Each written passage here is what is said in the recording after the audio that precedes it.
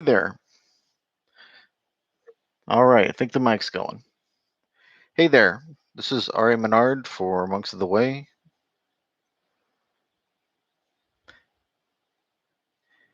and it's the test, test, test. There we go. It's the Wednesday talk, and this time it's going to be dieting. Dieting from the Buddhist perspective. Pretty interesting. I have a few different ways that we can look at this, and I want to mention we got Buddha there with the nice mango, symbolizing, of course, something he could get and eat. um, when we think about dieting, we're thinking about changing what we eat, the frequency that we eat, uh, think about exercise, and all three of those things would be necessary. But the problem is we need to do it. And obviously, we haven't been doing it or it would be done. So we have to change. So, this change that we want, I mean, you might want to diet because you're huge or just bigger than you're comfortable with. And you'd have to decide that you want to be hungry uh, instead of fat, that you're going to keep your discipline, keep your self-control, your willpower. And that's really the crux of it. The rub is that with any sort of dieting, if you get there and you do it, it's still not over. You still have to live it. So a person that doesn't continue, you could make the parallel to learning universal truths through the teachings. You learn them and you test them and you find that they're true, but do you put them into practice in your life? You know, the dieting could be very successful, and then sooner or later you go right back to doing what you were doing before in the situation you had before. So that's not really willpower and self-control that you're exercising to the degree you should. I'm not going to discount getting there in the first place. And that's difficult. That takes determination and willpower sometimes. If you're pretty big, uh, I happen to be dieting right now myself, um, then, and I'm not huge, but I'm overweight.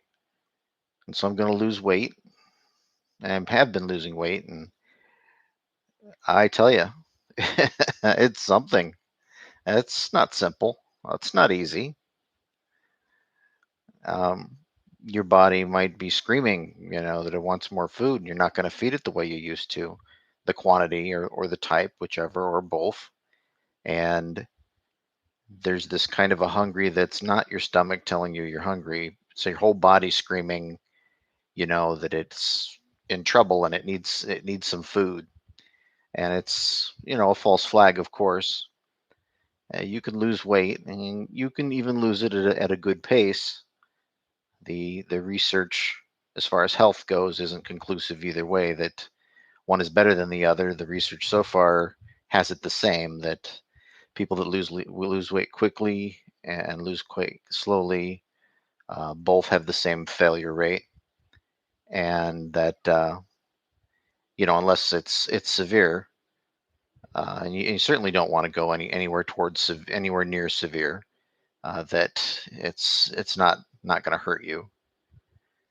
I myself would suggest a daily vitamin and some sort of either energy drinks or protein drinks or vitamin drinks to give you the stuff that you need.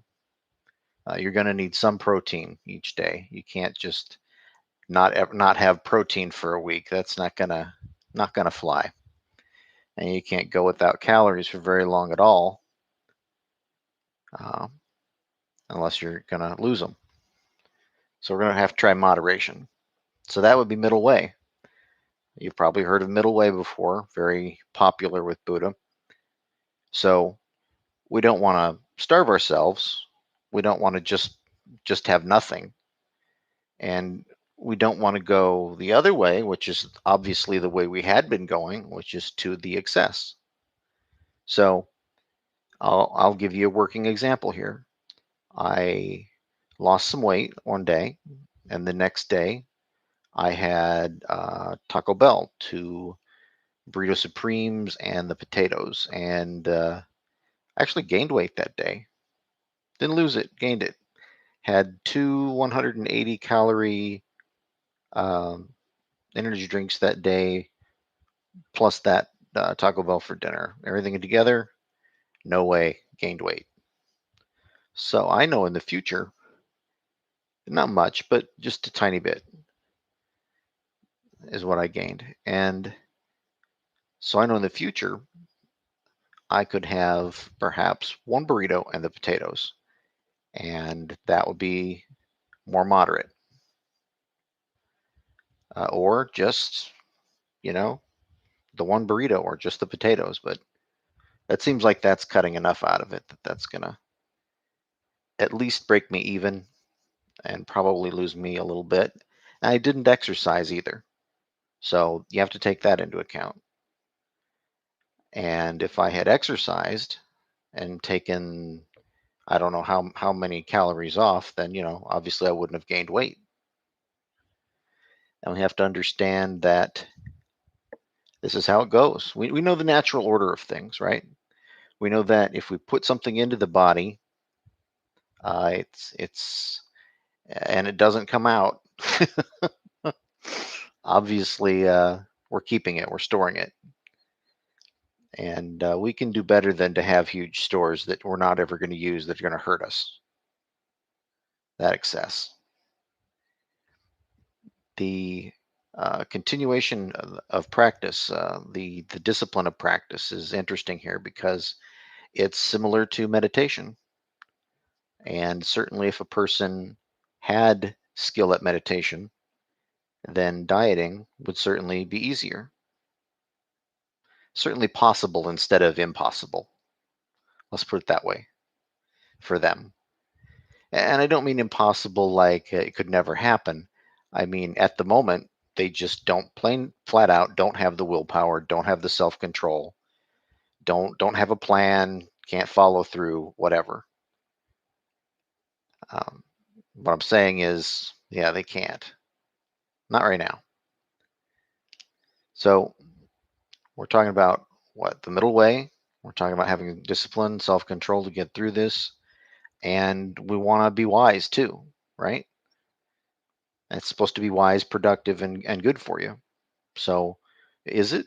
I mean, are you getting enough to sustain yourself? You should.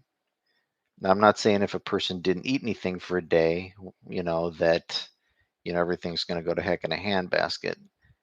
Um, but what I'm saying is, more than that, or whatever more than that would be too much. It depends on the person, I suppose. What a person could do and be healthy, but you don't want to starve yourself. That's just not good. Not good at all.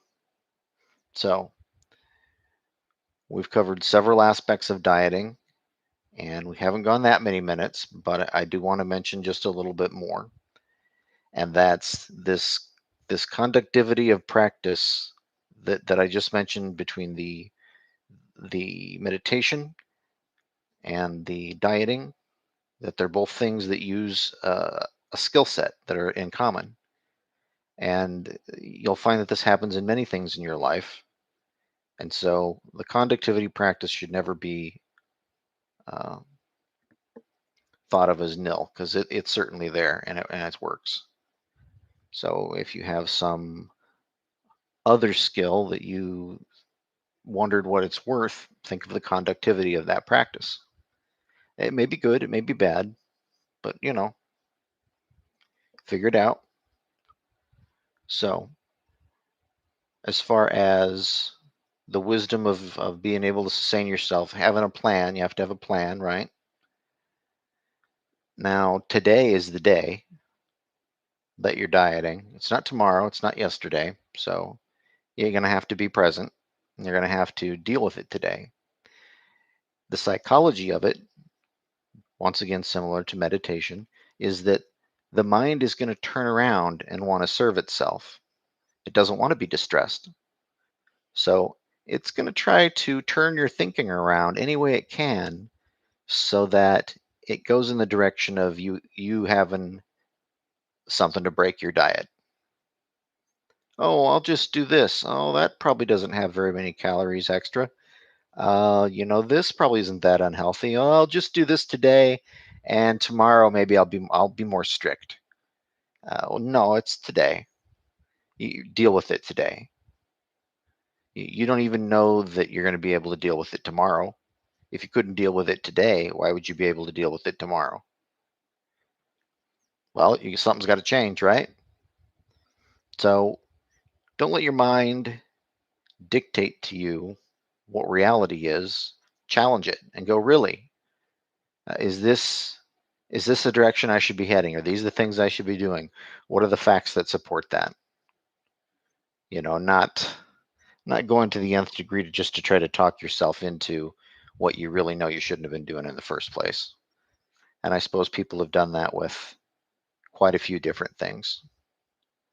Well, I think that's enough to cover for now. The next version, I'll go ahead and cover it a little more segmented, maybe a little more extra, but I do want to make sure to close out quick here because I don't want the video to be too long. Long videos don't don't entice many people. Anyway, I want your life to be full of happiness, of course. I want you to have truth remove delusion in your life the way light removes darkness. This is R A Manard for Monks of the Way. Thanks for having a listen.